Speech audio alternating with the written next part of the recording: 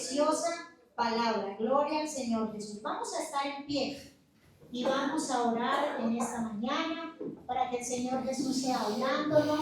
Él tiene un propósito a través de su palabra y es necesario que nuestros corazones se dispongan para que su palabra corra y sea glorificada. Vamos a estar muy atentos, vamos a tomar notica, vamos a estar allí pendientes de lo que el Señor nos quiere enseñar en esta mañana. Sabemos que estamos en un programa de los domingos, las enseñanzas, el mensaje a las 7 iglesias. Hoy es el segundo tema, entonces vamos a continuar con estos preciosos temas. Yo le invito para que le diga al Señor que le hable, que su corazón se disponga, para que su palabra haga lo que tiene que hacer.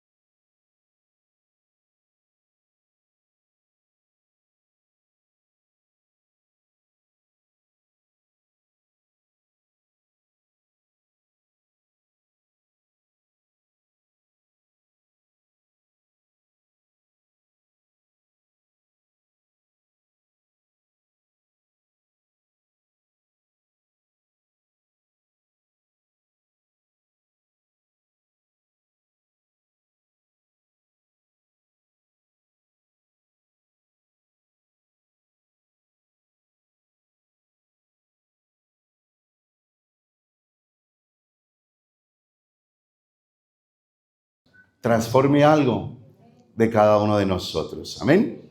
Los niños ya salieron, pueden salir, los niños, los adolescentes también, ya se inició el trabajo con nuestros adolescentes. Entonces, poco a poco vamos implementando, mis hermanos, el trabajo y la estructura que queremos tener.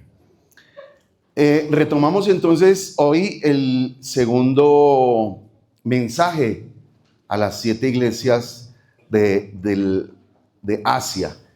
Ya podemos retomar entonces esta mañana.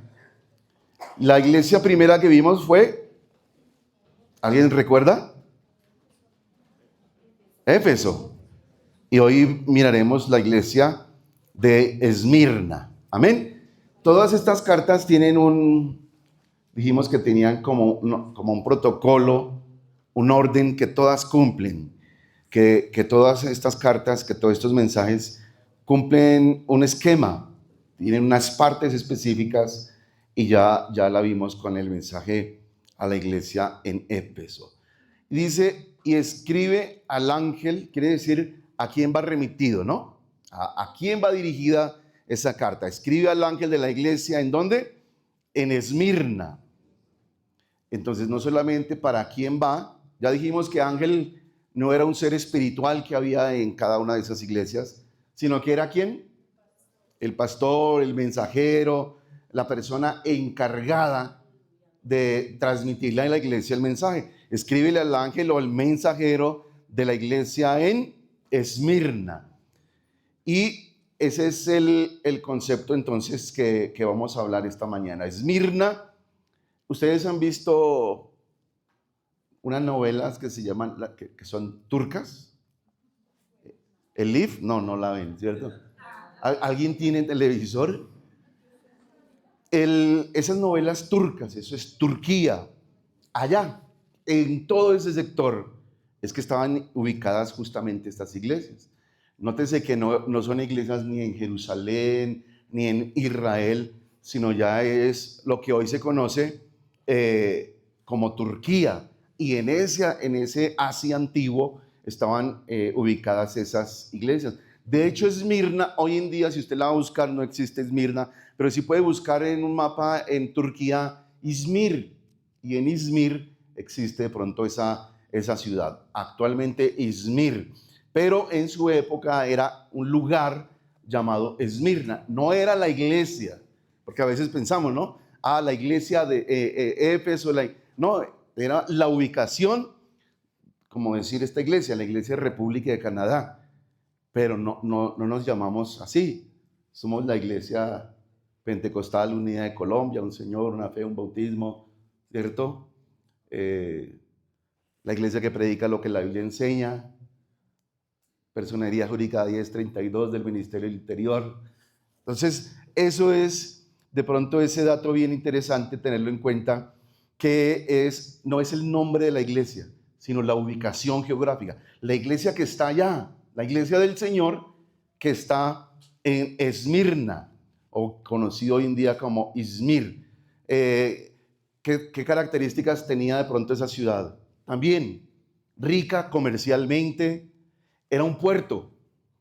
Cuando hablamos de un puerto quiere decir que está a orillas del mar, y de ahí pues llegaban muchas embarcaciones a ese puerto que era muy importante de partida de mercancías y de llegada de mercancías. Era una ciudad muy leal al imperio que dominaba o que gobernaba esa época, que era el imperio romano. Entonces se conocía a Esmirna porque era una ciudad muy, muy leal a ese imperio, al imperio romano. Y era también un centro fuerte de culto al emperador. El emperador o el César o el gobernante no solamente eran respetados como un político, como un líder, sino eran venerados, eran adorados casi como un Dios. Amén. Como el Señor, como el que gobierna, como el jefe supremo, pero aún llevado hasta el límite del culto, de la adoración. Entonces, usted se puede dar cuenta qué enfrentaban los hermanos nuestros o los primitivos cristianos de allá al ver esa situación. Allí había paganismo, había un emperador que se creía Dios, que se creía el Rey Supremo, que era el Señor del imperio, el Señor gobernante romano, y podía ser castigado todo aquel que no adorara, que no reconociera al emperador como, y ahí es donde está esa palabra que para nosotros es muchas veces insignificante, pero en el momento era muy importante, el Señor. Entonces, si hablamos como ciudadanos romanos, por un momento olvidémonos que somos cristianos y somos ciudadanos romanos del imperio. ¿Quién es el Señor? César. Usted debe decir César. ¿Quién no dijo César? Mátenlo. Así, ya listo. Traidor, ¿cierto? Así, sencillo. Entonces, ¿quién es el Señor? César. Entonces, había un problema porque los cristianos no reconocían al César como el Señor, sino que ellos habían aprendido. ¿Quién es el Señor? Jesús. Jesús es el Señor. Y eso les costaba la vida. No era simplemente ser mirados. Imagínense hoy en día, ay, me miraron mal, me voy para el mundo. Me voy de la iglesia porque no me tocaron el hombro. Usted imagínese ese límite. ¿Qué tal que usted hubiera sido, o que estos cristianos de cristal del siglo XXI nos hubiera correspondido estar allá, en la época del Imperio Romano? Entonces ya no es porque me miraron mal, me voy de la iglesia porque no estoy de acuerdo, no me gusta el gris que están poniendo, entonces me voy, ese azul no me gusta, me voy. Cuando ya se tiene que enfrentar era a otras circunstancias, al circo romano. Eran tirados allá a los leones o eran entregados allá a las peleas entre gladiadores. Un dato curioso, las antorchas que iluminaban la Roma antigua, muchas de esas antorchas se hacían con sebo, con grasa humana. Pero adivine de dónde sacaban la grasa humana para iluminar las antorchas. De los cristianos. Entonces, eso era más o menos la situación que enfrentaban la iglesia en Esmirna, los cristianos, por no ser leales al imperio. Entonces, había una persecución por no adorar al emperador. Casi que de allá puede uno venir. Es increíble como en pleno siglo XXI todavía hay quienes tienen en la cabeza, soy romano. Pero eso no es solamente ahí de una religión. Eso es antiguo, eso es desde el imperio que había que confesar, soy romano. Pero nosotros somos colombianos, es lo que dice la cédula. Claro que sí, somos apostólicos. ¿Por qué? Porque creemos en la doctrina de los apóstoles. Les creo hasta católico. ¿Por qué? Porque la palabra católico tiene que ver con universal. Es eso. Es la iglesia universal. No me vayan a apedrear y si no le gusta después me pregunta, uy hermano, pero pues si usamos palabras, la iglesia del Señor es católica, pero en el sentido de la palabra, que significa universal, apostólica y universal, no romana. O sea, por ningún lado cabría, aunque cupiera el ejemplo de católica y apostólica, pero romanos sí no. Romanos no somos colombianos, algunos extranjeros que gloria a Dios porque ahora tenemos extranjeros entre nosotros, pero hermano, seguimos en medio de este mundo enfrentando circunstancias difíciles, pero esa iglesia primitiva enfrentaba cosas muy difíciles, realmente difíciles, esa persecución, esa oposición, y aparte de eso los denunciaban. Entonces no solamente usted podía ser leal al imperio, sino que generalmente los traidores se les considera como enemigos del imperio. Pero no falta de pronto el que quiere denunciar, ay, mi vecino es traidor, mi vecino es cristiano. Entonces se ganaban una recompensa por denunciar al creyente que lo rodeaba. Entonces decir Jesús es el Señor, eso era peligroso, eso era pena de muerte. No se podían hacer de pronto cultos así como lo hacemos nosotros, no se podía salir a pregonar la libertad porque el sistema exigía que se debía decir César es el Señor. Entonces imagínense también dentro de todo eso qué provocaba en un estilo de vida de esas.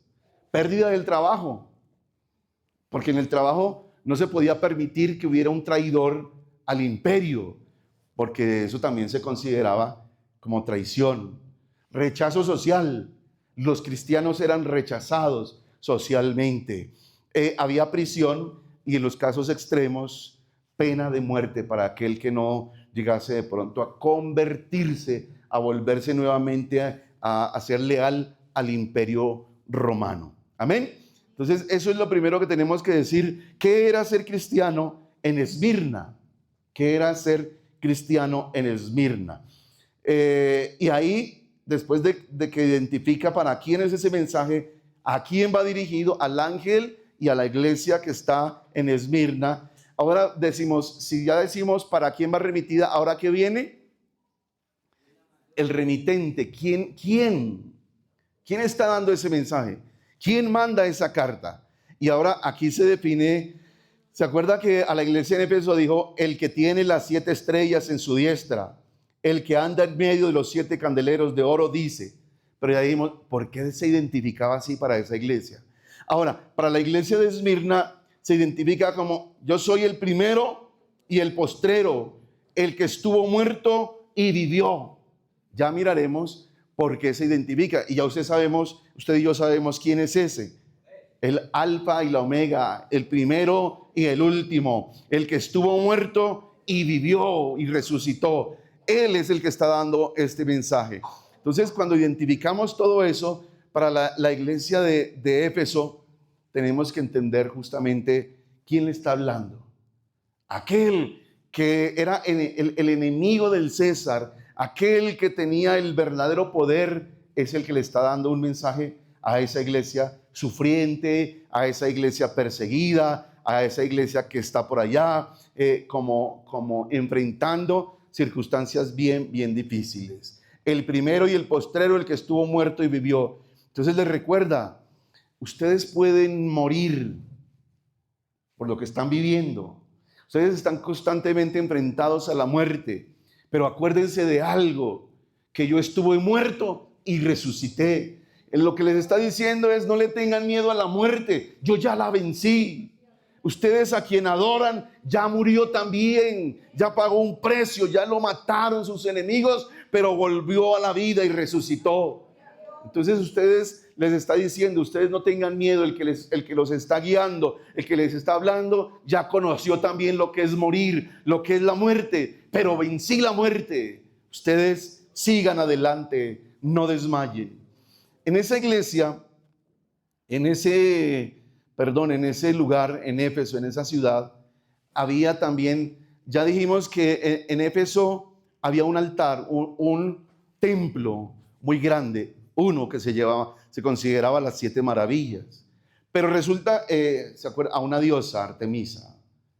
Pero aquí, en Éfeso, ya había 3 templos, 3 grandes templos que generaban que la gente fuera adoradora de esos personajes. Entonces, por un lado, tenían, imagínense, a Zeus.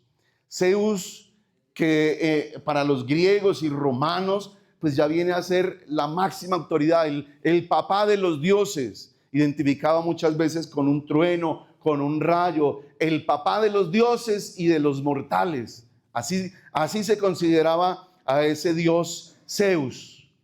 Y adoraban a ese dios Zeus. Tenían a otro que era Apolo.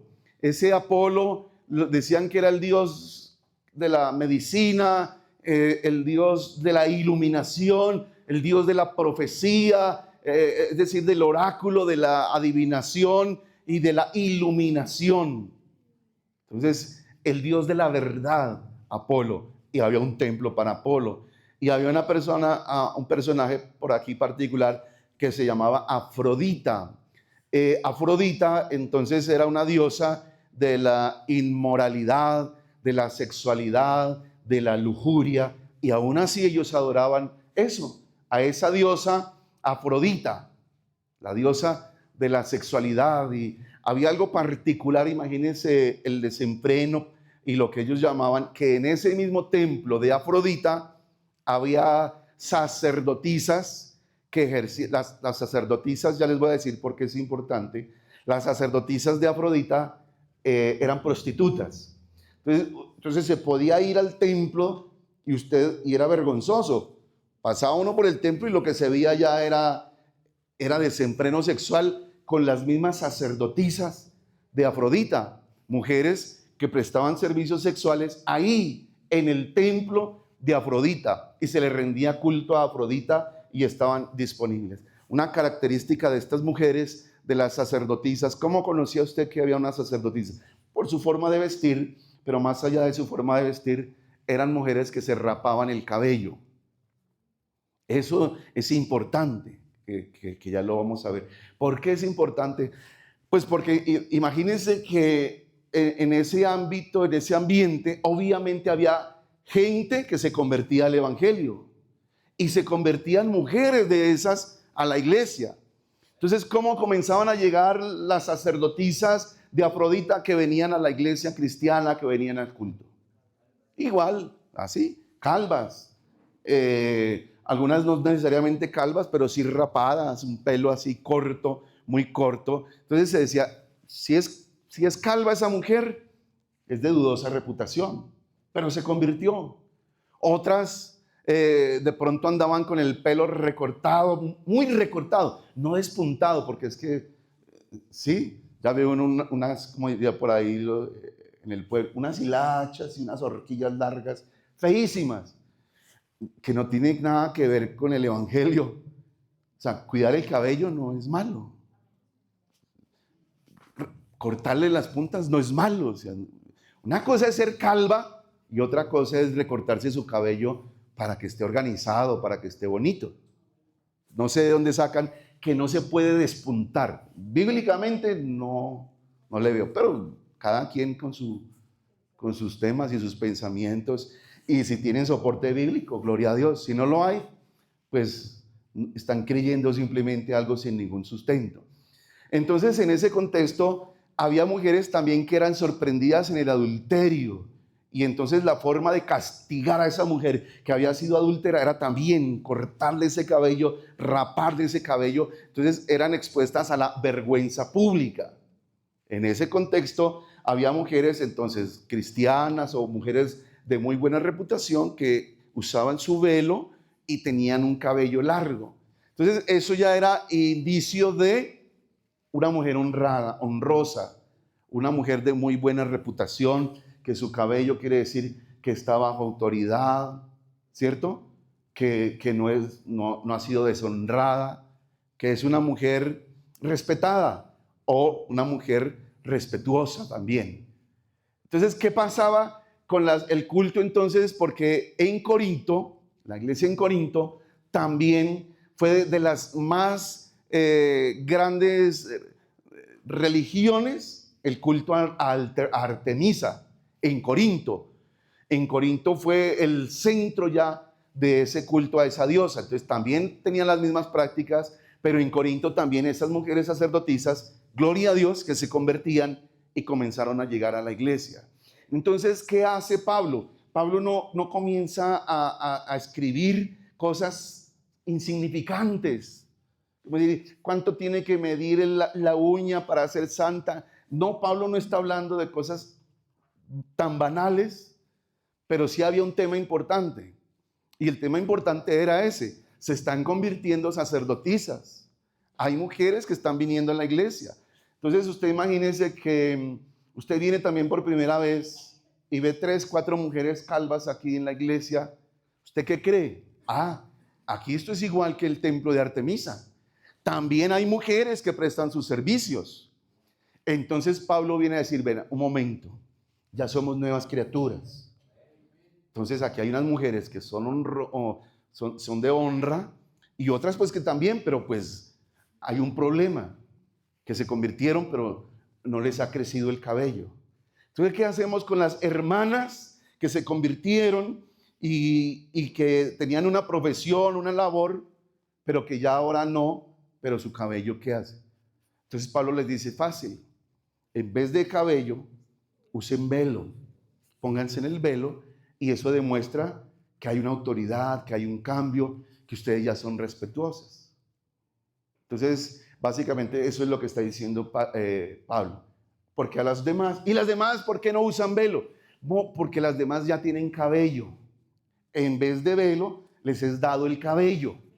Ese es el contexto. No hay otro contexto allá más allá de espiritualizar o decir que, no, es que entre más largo el pelo, más santas. No, Pablo no está diciendo nada de eso. Está diciendo, vea, las que ya tienen cabello, pues son mujeres honrosas. Las que no, usen un velo. Y las que no quieran usar velo, pues es lo mismo que si estuvieran rapadas, ¿sí? A eso se refiere, rapadas, deshonradas. Pero la naturaleza no les enseña luego, incluso también le dice al hombre, y a los hombres no se dan cuenta que les es deshonroso dejarse crecer el pelo. Entonces ya de pronto por ahí toca a otro tipo de personajes que tenían el pelo entonces largo, mientras habían unos hombres con pelo largo que también tenían lo suyo. Había unas mujeres que se rapaban y también hacían su profesión y ejercían su labor. Pero ya en Cristo Jesús, Pablo dice, no, vamos a ponerle un orden. De pronto vístanse, pero tampoco les está cogiendo un metro. No, hay unos principios en Cristo Jesús, con modestia, con decoro, con pudor. Ya, principios. ¿Por qué? Porque vivían en una sociedad corrupta, en una sociedad entregada a pasiones sexuales desenfrenadas. Entonces les dice, vean, ahora en Cristo Jesús, hermanas, sépanse vestir, ya no se vistan como se viste la gente del mundo. Y otra cosa es el cabello. Entonces el tema del cabello era cultural, histórico y del momento allí que estaban viviendo. Amén. Entonces sí quería dejarlo ahí. No puedo profundizar más porque nos están viendo muchos amigos a través de las redes sociales y eso se genera cualquier cantidad de cosas, porque tenemos hermanos o iglesias hermanas de muy sana doctrina en todo el mundo, donde nuestras hermanas usan velo. O sea, aparte de tener su cabello, las hermanas van entrando, el portero le dice, mire hermana, su velo. Y pues es respetable también, eso no creo que condene a nadie. Ahora, nuestras hermanas aquí no usan velo, pero pues tienen su cabello que las hace respetadas, las hace honrosas, les hace ver que tienen una autoridad, que ya no viven de pronto como en esos tiempos de los que estamos hablando. Amén. Entonces mire que todo tiene un contexto cultural, una razón de ser, porque lo dijo. Ya hay otras cosas que son de pronto añadiduras. Yo, después de todo eso que Pablo, que el Señor le dice que escribirá a Juan, porque vivía en una idolatría ya a Afrodita, una inmoralidad cultural, entonces ahora viene a contrarrestar eso. Imagínense esa iglesia que se tenía que enfrentar, una cantidad de cosas sorprendentes, persecución política, un mundo pagano de desenfreno. Es que sería vergonzoso ir uno por la calle con sus hijos y tendría uno que evitar pasar por el templo allá de esa diosa, porque ¿qué se veía allí? Era pornografía en vivo, sorprendente, y eso ellos lo llamaban culto. Eso era parte de las prácticas grecorromanas de su época. Entonces era una iglesia que vivía rodeada de mucha maldad, de mucha persecución, y que no era una iglesia que estaba viviendo una vida cómoda. No era fácil ser un cristiano allá en Esmirna. Hay un dato también interesante que tiene que ver con la palabra Esmirna, que eso viene de mirra. Y la mirra es una planta aromática que para que genere su dulce aroma, un aroma delicioso, hay que triturarla, hay que machacarla, y cuando se machaca la mirra, bota un olor, un aroma demasiado agradable, un perfume delicioso. Entonces, dato ahí, ténganlo ahí un momentico, ese dato de ese aroma que suelta la mirra al ser triturada. Entonces, mis hermanos, no era una iglesia cómoda, en el sentido de que era fácil ser cristiano, no. No era una iglesia popular, es decir, no era conocida, no era una iglesia de renombre, no era una iglesia fuerte de pronto decir, estamos en avivamiento y podemos pregonar el evangelio. Más bien era una iglesia perseguida, donde muchos de ellos habían perdido la vida y muchos de pronto se dejaban llevar también por medio de ese desenfreno social, religioso que los rodeaba. Hermano, era una iglesia atribulada. Quiere decir que si era una iglesia que sabía que era el sufrimiento, que era el dolor, que era la angustia. Amén. La tribulación no significa ausencia de Dios.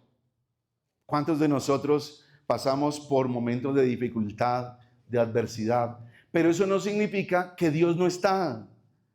Muchos creen eso, que ser cristiano o que ser un hijo de Dios es estar exento de problemas, de dificultades, de adversidades. O que una iglesia donde está la presencia de Dios no hay problemas, no hay dificultades. No, yo casi que me atrevo a pensar todo lo contrario. Una iglesia relajada, una iglesia tranquila, una iglesia cómoda, es una iglesia realmente donde ni la presencia de Dios está.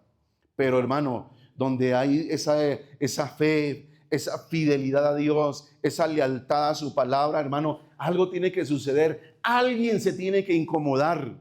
Alguien tiene que atormentarse. Porque estamos trayendo una vida real. Entonces, hermano, ser cristiano fiel trae oposición. Trae oposición, créalo. Fiel. Fiel a lo que Dios nos dio. Fiel al mensaje. Y ya dijimos, hermanos, todo eso. El mensaje es ser fiel. No es ser próspero. No es ser exitoso. Hemos de pronto hablado a veces con Durán, que le digo, lo nuestro no es dar fruto para los hombres. No es resultados humanos. El ministerio no se mide por resultados, por cifras, por templos construidos. No, eso no es el ministerio. El ministerio se mide por la fidelidad a lo que Dios nos dio. El Señor no me va a preguntar cuántos templos construyó, ¿para qué? ¿Cierto? ¿Cuántos y cuánto y cuánta economía y cuánto acumuló? Y eso es el éxito. No, el Señor me va a medir a mí qué tan fiel fui yo a su llamado, fiel a lo que Dios me dio, porque yo puedo vender mi fidelidad por los resultados. Conseguir dinero en este mundo para construir templos, lo puedo hacer vendiendo mi fidelidad a Dios. Y en Colombia es fácil. Y recursos del extranjero, eso están ahí esperando. Pero perdería yo mi fidelidad a Dios. Y podía yo vender mi fidelidad para decir, construí un templo lujoso. ¿De dónde? No importa. Lo logré. Lo hice. Puedo tener cantidad de gente perdiendo la fidelidad. Dejo de predicar la palabra y comienzo a predicar prosperidad y a predicar evangelios baratos y a predicar actitud mental positiva y dejar de ser un predicador para convertirme en un motivador. Y eso atrae a la gente. Fácil. Hablando de recursos, consigamos recursos financiados para que cada domingo repartamos mercado a 5 familias nuevas que nos visiten. En menos de un mes no cabríamos aquí. O sea, por estrategia y por resultados humanos se puede hacer, traicionando la fidelidad. Y podemos conseguir posiciones y cosas vendiendo nuestra fidelidad. Y el Señor nos va a decir, no, lo importante es el resultado. No, lo importante es la fidelidad. Si fuiste fiel a lo que te di o no. Y a veces ser fiel, hermano, trae oposición. Fiel a la palabra. Dura palabra es esta. ¿Quién se va a aguantar? ¿Acaso no le dijeron eso mismo a Jesús? Predicó y no le gustó a la gente. No todo lo que predicó toda esta gente de la Biblia gustó. Mire a la muerte de cada uno de ellos. ¿Cómo murieron los mismos apóstoles? ¿Cómo vivieron? Si yo mido a Pablo por sus resultados. Digo, ese fue uno de los predicadores más fracasados que pudimos ver en la Biblia o en la historia. ¿Cuántas casas logró conseguir Pablo? ¿Cuántos templos grandes construyó Pablo? ¿Cuánta riqueza? ¿Cuántas multitudes? Y dice, no, Pablo no tuvo nada de eso. Antes más bien él dijo, preso, llevo en mi espalda la marca por seguir a Jesucristo? No era un tatuaje, era esa cuadrícula de rejazos que le habían dado. Encarcelado, azotado. Es más, dice en ayuno muchas veces, pero no en el ayuno que nosotros hacemos. Aguantando hambre muchas veces. Y entonces, ¿dónde está el éxito de un predicador al que Dios respalda? No en la consecución, no en el éxito, sino en que a pesar de todo eso, fue fiel, fue leal a lo que Dios le dio. Entonces, mis hermanos, qué bueno entender cada una de esas cosas que el Señor nos llama a nosotros a ser fiel. ¿Fiel en qué? ¿O fiel hasta cuándo? Hermanos, ser fiel traerá oposición. La fe genuina será probada. Se prueba la fe como se prueba el oro. Y Dios conoce cada lucha. Dios sabe que usted y yo tenemos luchas. Dios sabe que usted y yo tenemos dificultades, adversidades. Pero eso no significa que Dios no está. Eso no significa que Dios nos abandonó. No, la tribulación no significa ausencia de Dios. Al contrario, es la evidencia de que hay una iglesia fiel aún en la persecución, aún en la tribulación, aún en la dificultad. Matrimonios, por ejemplo, todos los que somos aquí casados. ¿Por qué estamos casados? Yo tengo ya estoy a punto de cumplir 30 años de casado. Entonces, no, pues como ustedes no saben qué es aguantar hambre, como ustedes no se enojan, como ustedes son perfectos, pues eso es fácil. No, es que es a pesar de la discordia, de las necesidades, de los conflictos, permanecemos fieles el uno al otro.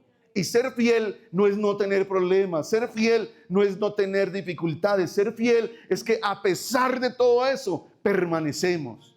Y eso es en la iglesia del Señor, a pesar de, somos fieles.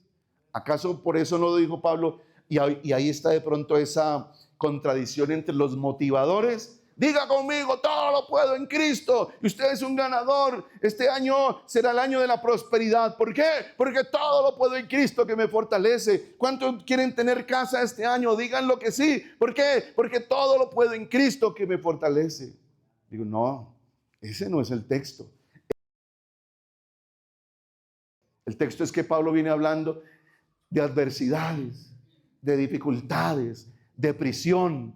Y en medio de todo eso, por eso dice, y todo lo puedo. Pero todo lo puedo es en la cárcel.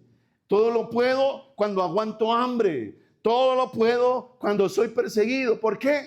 Porque Él me fortalece.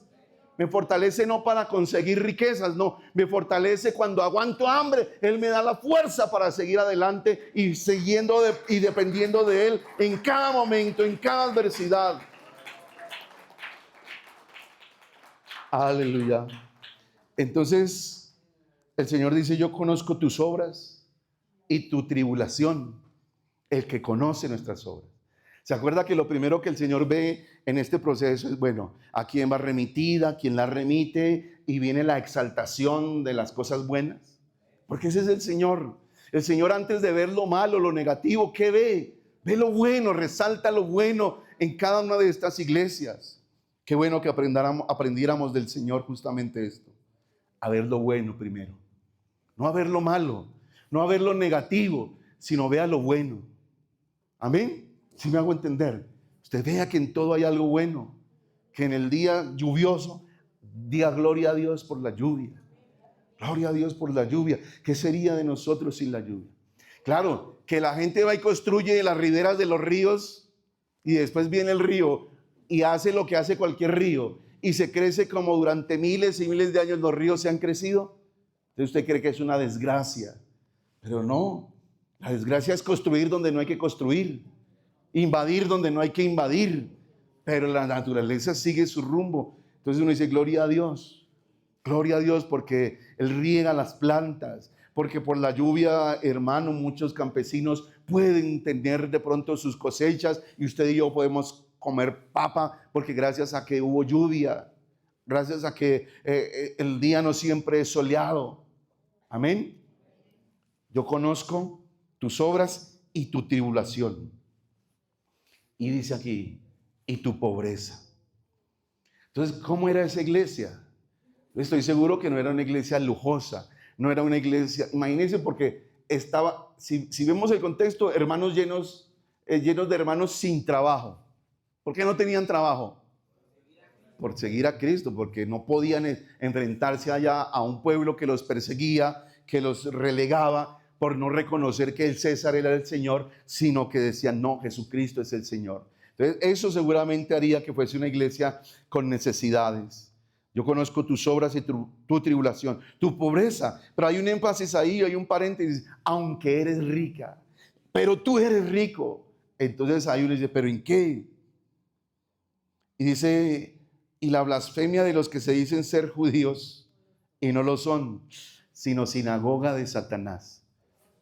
Ya, no lo digo yo, lo dice la Biblia para todo aquel judío pentecostal que exista.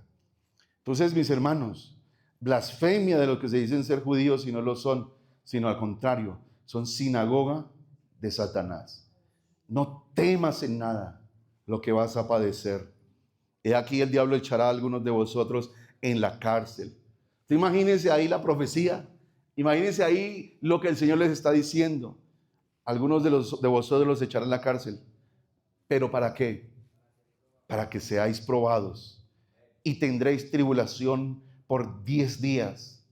Entonces, esos 10 días, pues hay varias formas de interpretarlo, varios puntos de vista teológicos. 10 días habla de un periodo que tiene término, es decir, van a ser probados, pero eso no va a ser siempre. 10 días puede significar 10 periodos. 10 días puede implicar, imagínense 10 días que implique periodos de gobierno. Entonces, no tengan miedo, todavía faltan 10 gobernantes más que los va a hacer sufrir. O literalmente un momento de 10 días donde van a ser echados presos por causa de Cristo, pero para que sean probados.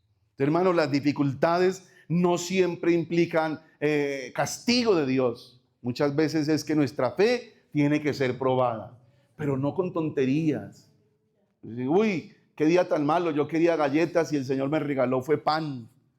No, eso no son pruebas, eso no son sufrimientos, como dicen, eso no son penas, ¿cierto? Y cosas ahí que, ay, hermano, no, eso no es prueba.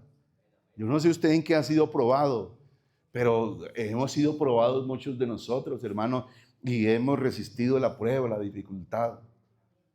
Entonces, mis hermanos, que un hermano no me miró y no me saludó a mí como pastor, hermano, yo ya estoy acostumbrado a eso. O sea, usted no me llama quiere llamar la atención de su pastor, salúdenlo, y me llama más la atención. Yo, ¿viste qué le pasó? Saludó. Esta mujer, ¿qué le dio hoy? Me saludó. Pero hermano, yo duermo igual cuando me saludan o cuando no me saludan. Penas. De pronto otras a las que ya hemos sido enfrentados. Una vez fuimos a evangelizar a un anciano y dejamos la moto como a 2 horas y subimos una montaña tras 3 horas para evangelizar a un viejito que vivía en la cima de una montaña debajo de una torre, y lo evangelizamos y él recibió a Cristo. Dijimos, la próxima semana venimos, ¿a usted le gustaría ser bautizado? Y nos inventamos la forma. Y el viejito lloró allí, escuchó a Cristo, pidió que oráramos por él y lloró y se arrodilló ese ancianito. Eso fue como un sábado. El lunes desde el templo uno miraba y veía la montaña a lo lejos por allá y se veía la torre. Y ese lunes se escuchó una explosión a lo lejos. ¡Puf! Y yo salí a mirar la montaña y ya no había torre. Después fuimos a donde dejamos la moto a ver qué había pasado. Hermano, cerraron las tiendas. La señora que nos abría salió corriendo por allá entre el maizal y se escondió. Digo, ¿qué pasó aquí? Y nos dejaron solos, todo el mundo nos cerró la puerta. Y ya usted se imaginará detrás de todo eso que viene.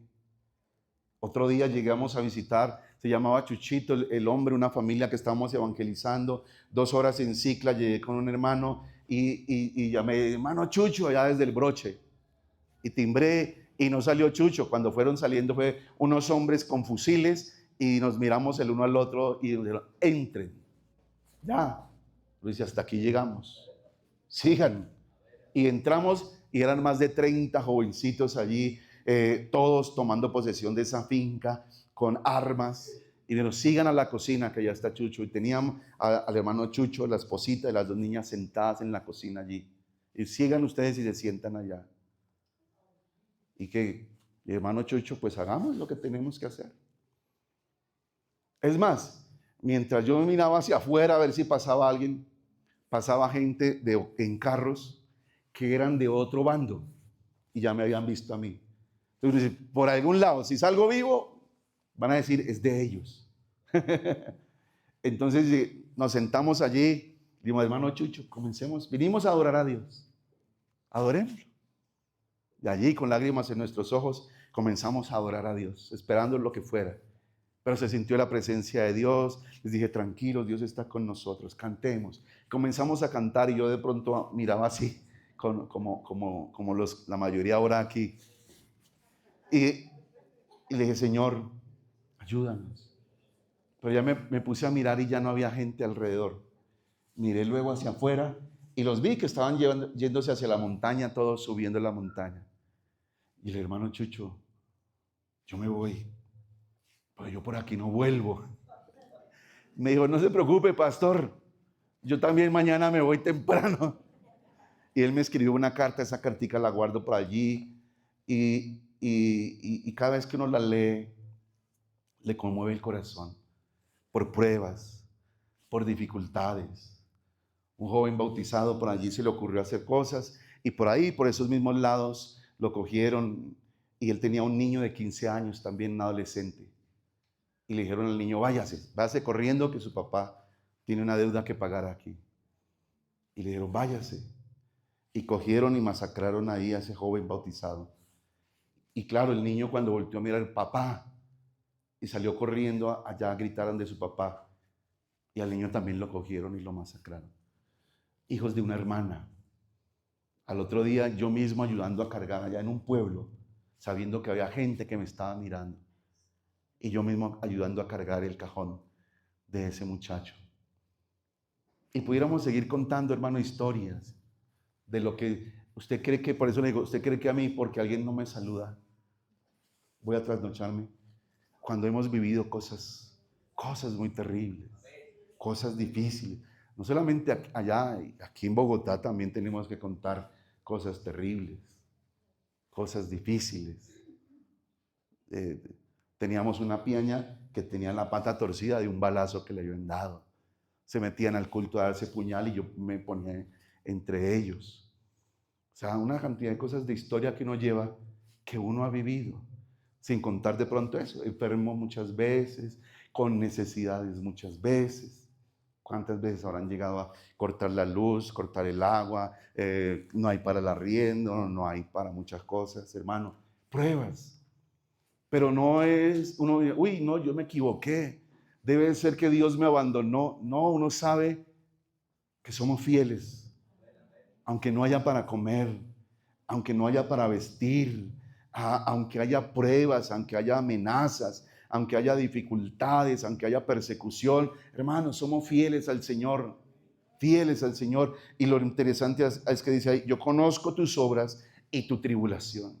Hay alguien que conoce lo que tú haces y hay alguien también que conoce lo que tú sufres. Tus situaciones, hay alguien que las conoce, aunque no las contemos, aunque no las expresemos, pero Dios sí conoce lo que nosotros hacemos y lo que nosotros vivimos y lo que nosotros sufrimos. Y eso nos debe llenar a nosotros desde confianza. Él sabe la situación por la que estamos pasando. La Biblia dice que Dios sabe de qué cosa tenéis necesidad antes de que pongas la palabra en tu boca. Él ya sabe que tú tienes una necesidad, una dificultad, una adversidad. Y hasta dice las blasfemias de los que se dicen ser judíos. De gente que es muy espiritual y muy cristiana, pero no hacen más que hablar mal. Eso también el Señor sabe, hasta la gente que blasfema de nosotros, que habla mal de nosotros, que se dicen ser muy espirituales y no lo son, sino sinagoga de Satanás, trono, iglesia del diablo. Eso es lo que mucha gente es. Y entonces ahí usted y yo tenemos que sentirnos identificados. Podemos ser pobres en cuanto a recursos económicos, pero eso no demuestra nuestra fidelidad. Porque ese no es el evangelio que nosotros predicamos. Esos que hablan de las siembras y de las mega iglesias y que si tú no eres próspero es porque estás en pecado, eso no es de Dios. Iglesias, decíamos así, si usted va a una iglesia donde el único próspero es el pastor, ahí hay problemas, ahí hay dificultades, ahí hay algo raro. Pero hermanos, no, nosotros no estamos aquí para enriquecernos, para vivir a costa de los demás, sino para depender de Dios y que Dios bendiga. Y gloria a Dios que Dios bendice, hermano, a su pueblo, a su iglesia. No hay nada más hermoso, hermano, que es la iglesia la que tiene que ser próspera. Son los hermanos los que tienen que ser prósperos. Ese es el principio.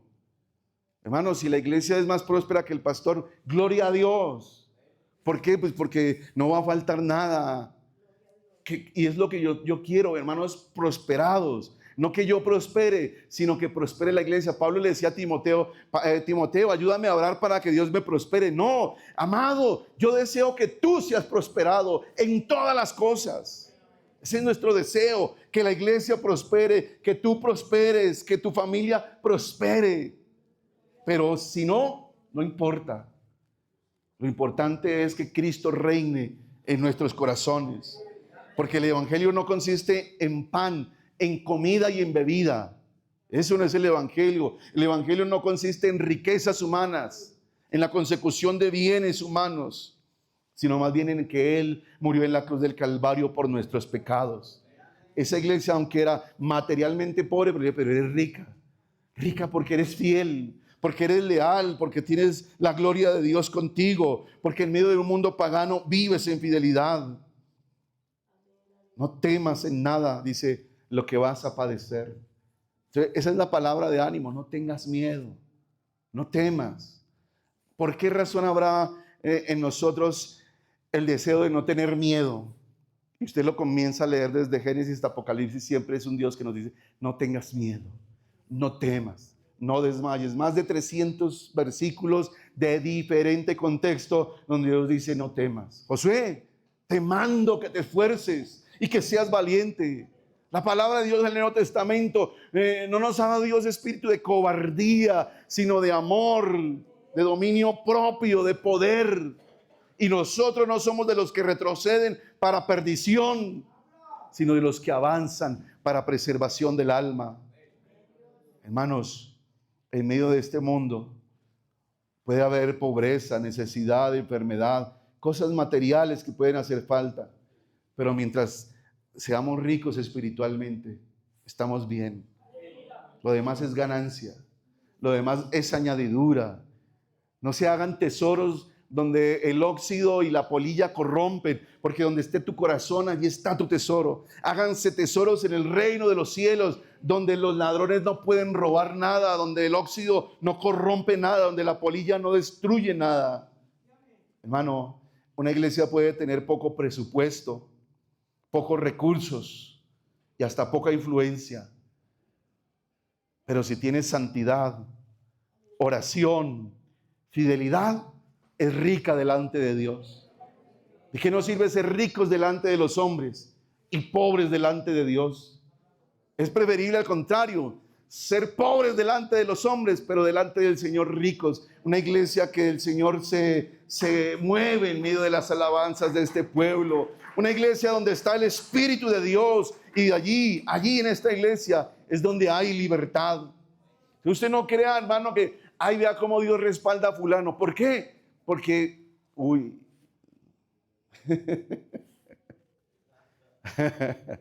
sí, porque tiene 3 carros BMW ese pastor.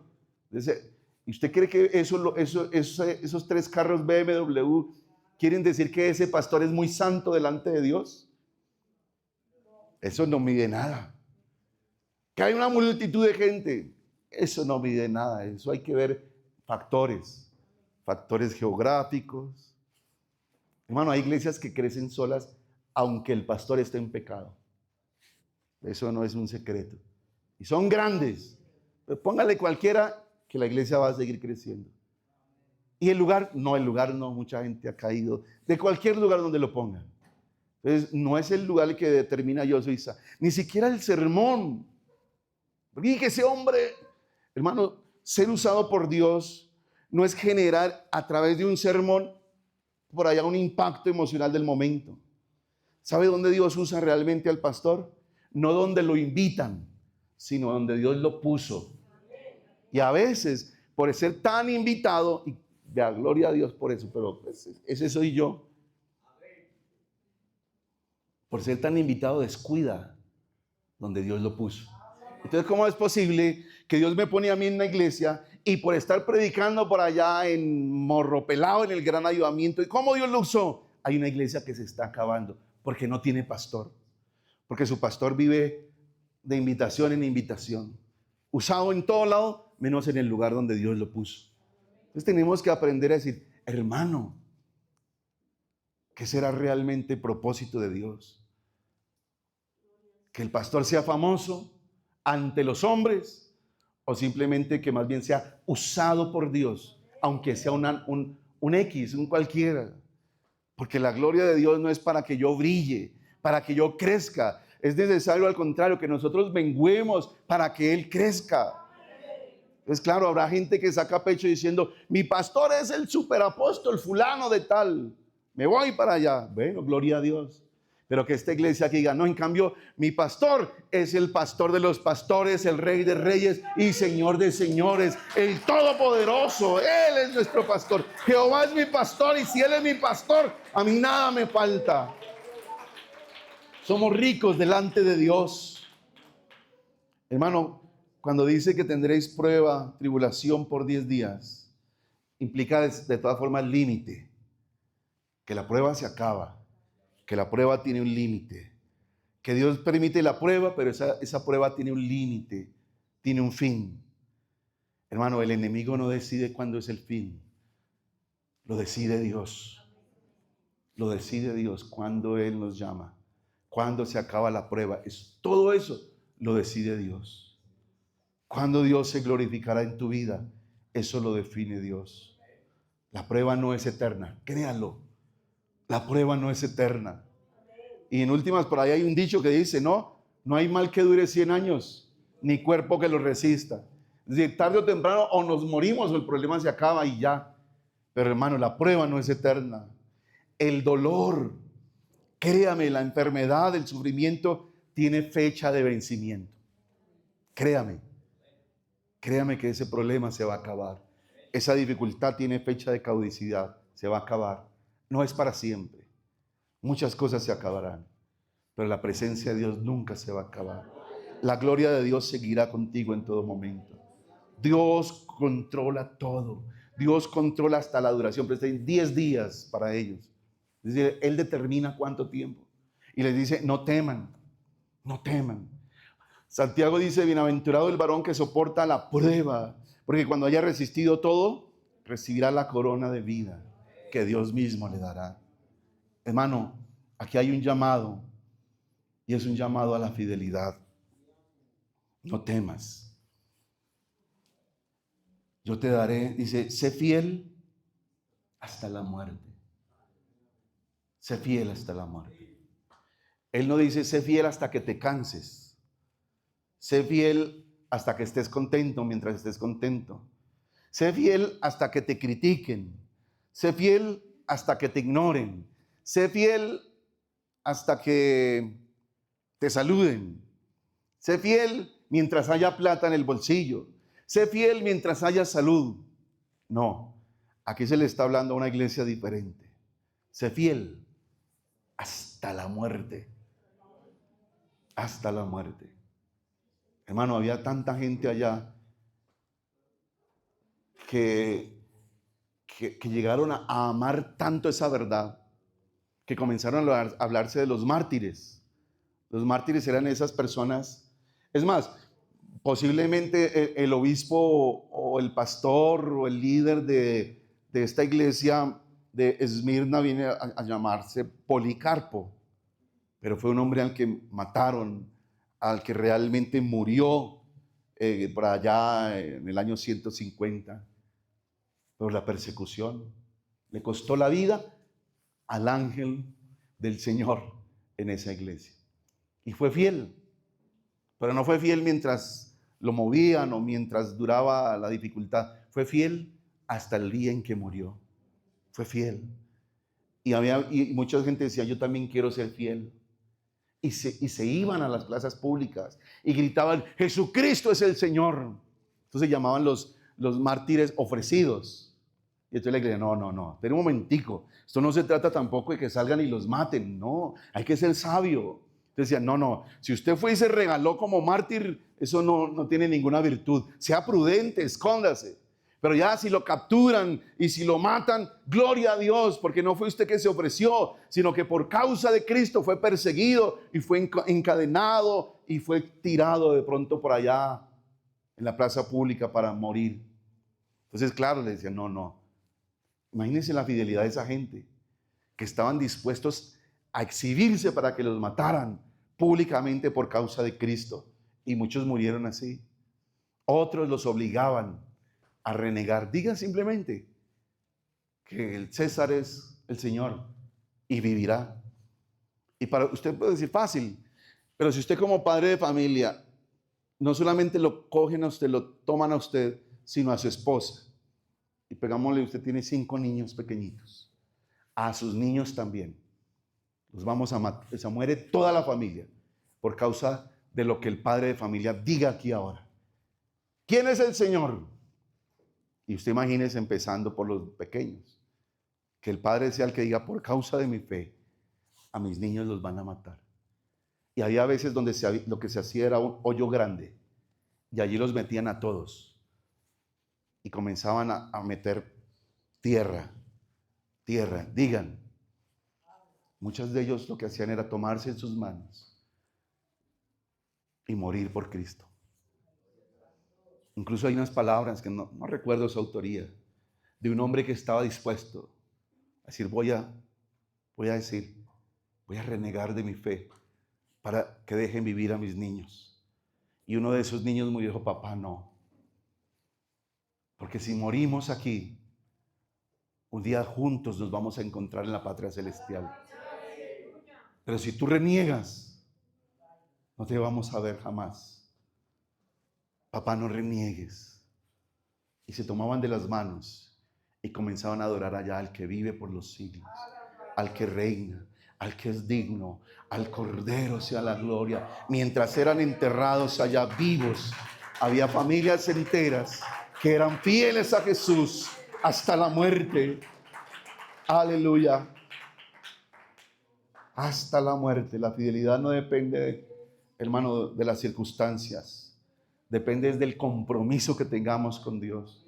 Ni siquiera de qué tan comprometidos estamos con una iglesia, no. Qué tan comprometidos estamos con Cristo. Y ahí viene la promesa, ¿no? Para cerrar. La promesa gloriosa que el Señor promete. ¿Qué premio, qué recompensa? Si lo hago, ¿qué? ¿Qué pasa si lo hago? Y entonces dice, sé fiel hasta la muerte y yo te daré la corona de la vida. ¿En qué momento el Señor va a dar una corona de vida? ¿Cuándo es eso? ¿Dónde? En el tribunal de Cristo. Es allá, por eso hay promesa. Y esa corona de vida, ¿a quién se le da? Según Santiago y según lo que estamos leyendo aquí. A los que son fieles, aún hasta la muerte. A esos les van a dar un galardón, que es la corona de la vida. Usted imagínese a Pablo, a Policarpo, a toda esta gente que un día le van a dar esa corona. ¿Y usted qué va a decir? ¿Y mi corona de vida? Pero si usted dejó de ir a la iglesia porque no lo saludaron y quiere una corona de la vida. Pero si usted se fue de la iglesia porque le cobraron un tamal. Hermano, y hay una situación bien particular para que, hermano, el ser humano es predecible, el ser humano es lógico, el ser humano es carta leída. Si por ejemplo le digo a mi familia, conseguí un trabajo en una buena empresa, y les hablo de esa empresa y de esa empresa. Y un día resulta que mi familia me dice, ¿y cómo le ha ido en la empresa? Y ya yo estoy sin trabajo. ¿Usted qué cree que voy a decirles? dígame así para que usted quede bien. Es que esa empresa me aburrí. Esa empresa no paga, esa empresa no sé qué. Eso no hay que ser cristiano para ser de ese tipo de gente. ¿Cierto? Es decir, que uno quiere guardar su reputación y a veces guardar la reputación implica, ¿por qué no volvió a la iglesia? Y mire que es eso, es tan predecible que no va a decir, porque dejé de orar, porque el pecado fue más fuerte que yo. Es tan predecible que estoy seguro que eso pasa en Rescatados. Busquemos los que están por allá en Santa Fe y por qué se fueron de la casa. ¿Sí ves? Sí. La culpa es de la comida, porque en la basura allá en el cartón hay comida mejor en la basura. Quitándole la comida a los perros se vive mejor que comiendo sopita aquí en la iglesia. Porque hay que madrugar, porque me levanta mi líder para orar, pero cuando lo levanta un policía a patada o el vecino echándole agua para que se quite de ahí, eso es mejor, ¿cierto? Entonces, mis hermanos, el ser humano es así, es desagradecido por naturaleza. Hablará mal para quedar bien él. Eso no es nada inventado, eso pasa en las empresas, en los países, ¿cierto? Y en la iglesia y en todo lado, porque es el ser humano. Busque cualquier descarriado, también va a ser lo mismo. El pastor, esa iglesia, ese líder, esa alabanza. Adán y Eva, ¿por qué pecaron? Por la culpa de Dios, no, es Dios. Adán, ¿qué pasó? ¿Por qué pecaste? La mujer que tú me diste, si tú no me das esa vieja, yo aquí mantengo la santidad, pero como me diste esa mujer, ella me sedujo y ella me hizo pecar. La culpa es de Dios. Pecaron, se fueron del paraíso a vivir en desgracia porque hubo un Dios injusto, porque hubo una serpiente, porque hubo un Dios que se le ocurrió darle compañía a un hombre. Entonces, hermanos, ese es el ser humano, predecible. Carta leída, dice el apóstol Pablo.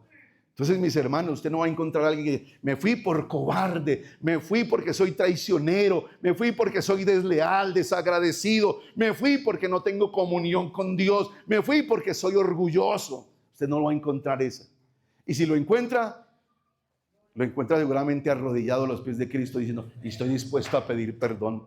Pero mis hermanos, mientras tanto, hay una promesa al que es fiel y que no depende de circunstancias, que no busca pretextos, como decía la hermana, no busquemos pretextos para justificarnos, para quedar bien desde que se hicieron las excusas. Este puente, Policía de Tránsito, tiene un eslogan para este puente y para los de Semana Santa. Se llama No Más Excusas. Así se llama. Porque entonces hay una excusa para manejar borracho. Hay una excusa para manejar con el SOAT vencido. Hay una excusa para hacer lo malo. Siempre hay excusas. Porque el ser humano es así. Excusas para quedar bien. Pero hermano, qué hermoso que nosotros no andamos buscando excusas para ser fieles o desleal. ¿Qué excusa le voy a presentar yo a mi Señor para decirle, no fui fiel por esto? Él me dijo, sé fiel hasta la muerte. Aunque te maten, sé fiel. Sé fiel hasta la muerte y te daré la corona de vida. No solo hay sufrimiento, hay recompensa, hay premio, hay galardón. Entonces Cristo promete corona de vida. Cristo promete una victoria total y final. Y con tal de no sufrir la segunda muerte. Es decir, podrán matar el cuerpo, pero el alma no. Podrán quitarnos todo lo que tenemos en este mundo, pero lo más valioso no me lo pueden robar, que es la fidelidad, el amor de mi Cristo, el amor de mi Salvador. Aleluya. Esmirna. Dijimos que eso era una planta aromática que si se tritura, ¿qué sale? Un olor fragante, un olor agradable. Qué hermoso cuando la iglesia es como Esmirna. Es como mirra, que la podemos triturar, que puede salir allí dificultad, adversidad, ¿y a qué huele? A olor fragante, suelta un perfume. Hermano, usted y yo, cuando viene el peso de la prueba, la dificultad que quiere triturarnos, ¿qué sale de su boca? Maldición, queja, o al contrario, no importa, aunque me trituren, aunque me está moliendo esta prueba, esta dificultad, sale de mí olor fragante, porque soy cristiano. De mí no sale olor de muerte, de mí sale olor de vida, olor agradable, alabanzas para mi Señor, alabanzas para mi Rey. Pero hay cristianos que uno los tritura y sale es una maldición. Hay plantas que por ahí incluso en la escuela o en el colegio jugábamos, ¿cierto? Con otra, se quita un pedacito de una planta que parece una bichuelita, le echa uno saliva y restregaba así y desocupaba el salón. En una ocasión, y a veces vendían químico, no sé qué sería, pero yo una vez compré el químico, estaba en mi salón. Se me ocurrió un día hacer una maldad. Yo era muy juicioso. Y yo dije, ¿qué se sentirá ser cansón? ¿Qué se sentirá ser malo? Y cogí ese químico y el salón del frente, abrí la ventana y estaba el salón del frente con la ventana abierta. Y empezaron a salir todos los muchachos vomitando, la profesora llamando a ambulancias. Y uno como si nada, divertido, cosas de la vida. ¿Por qué? Por un olor que no es agradable, olor que no da vida. Para nosotros, ¿a qué le olemos al mundo? Al diablo, a muerte. Eso es, usted y yo le olemos a muerte. ¿Por qué será que hay gente que no percibe el aroma de Dios aquí? Y se va porque le olemos a muerte. Le olemos a eso, a ese químico. ¿Por qué será? Porque para los que se pierden, nosotros somos olor de muerte. Pero para los que se salvan, esta iglesia es olor de vida, agradable perfume. En medio de la prueba, de la dificultad, usted y yo soltamos un aroma precioso, un aroma delicioso. Hay una canción por allí, y no sé si alguno conoce ese árbol que se llama el sándalo. Y le meten el hachazo a ese sándalo y empieza a oler ese perfume tan delicioso. ¿Tú qué eres? ¿Qué eres? Hay otro, ese caballero de la noche frente a la casa ahí, ¿no? Y en las tardes, ¿qué día íbamos? Nos bajamos del carro, íbamos pasando y pasa una familia por allí. Uy, vecinos, ustedes huelen rico, ¿qué perfume se usan? Y nada, es el arbolito que está allí, eso es caballero de la noche, no somos nosotros. Pero hermanos, tenemos que aprender del sándalo, de la mirra, que aunque nos machuquen, no encontrarán maldición de nosotros. Aunque nos escupan, nos trituren, nos amenacen, hermano, esta iglesia sigue soltando olor fragante, olor agradable, olor de Cristo. En eso usted conoce a un hijo de Dios, que en las pruebas lo que bota es que estoy sufriendo.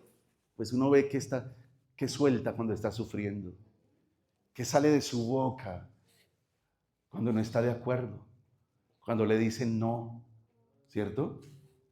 Pero el Hijo de Dios, hermano, aunque nos trituren, aunque nos maltraten, aunque nos quemen en la hoguera como lo han hecho durante tanto tiempo, aunque entierren familias enteras, siempre hubo una alabanza que llegó a la presencia de Dios como incienso agradable ante su presencia. Aleluya. Yo quisiera, hermano, que usted meditara por un momento. No desmaye. No desmaye, mi hermano. Sea fiel a Dios. Avance cada momento de su vida. Zeus definía el poder humano, el poder de Dios, el poder pagano, pues. Pero Cristo en ese lugar mostraba la soberanía. Que el poder no era de Zeus, que el poder era de Cristo. Estaba por allí ese tipo Apolo, ese dios o semidios Apolo, que representaba el sol, la iluminación, la verdad. Pero hermano, Cristo, aún en medio de ese mundo pagano, seguía siendo la verdad, la luz del mundo. Él fue el que dijo, yo soy el camino, la verdad y la vida, no Apolo, no la idolatría. Él es la luz del mundo. Y Afrodita, que representaba la inmoralidad, seguía confrontándose a un Dios y a una iglesia que pregonaba la santidad. Somos diferentes al mundo. Vamos contracorriente. Entonces, no esperemos ser amados por el mundo. No esperemos ser una iglesia aplaudida por el mundo. Porque cuando el mundo nos ame, algo está pasando. Algo estamos haciendo mal. Cuando el mundo nos aplauda, algo estamos haciendo mal. Porque Jesús dijo, seréis aborrecidos de todas las gentes. ¿Por qué? Por causa de mi nombre. Entonces, hermanos, no estamos en este mundo para ser aplaudidos, aceptados. Estamos en este mundo para seguir siendo luz a los cautivos, libertad a los presos, santidad en medio de un mundo perdido inmoralmente, para pregonar que la soberanía es de Cristo, no de los gobernantes de este mundo, y que la luz verdadera que puede iluminar los corazones del mundo se llama Jesucristo, la luz del mundo, la sal de la tierra, la santidad sin la cual nadie verá a Dios, el camino, la verdad y la vida. Seguimos incomodando, aunque no seamos tan populares, aunque seamos perseguidos, pero seguimos siendo fieles en medio de un mundo infiel y desleal. Mi amado, mi hermana, mi hermano, la iglesia fiel puede sufrir. O sea, eso no dicen nada. Las iglesias fieles siempre han sufrido. Sigamos siendo fieles a pesar del sufrimiento.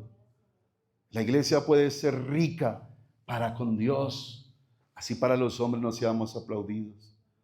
No sé, mis hermanos, yo quisiera contar tantas infidelidades, pero hay un patrón que siempre se ha repetido. Y ¿se acuerdan? No sé si les conté de un tesorero que yo tuve. Saludos si está viendo esta transmisión.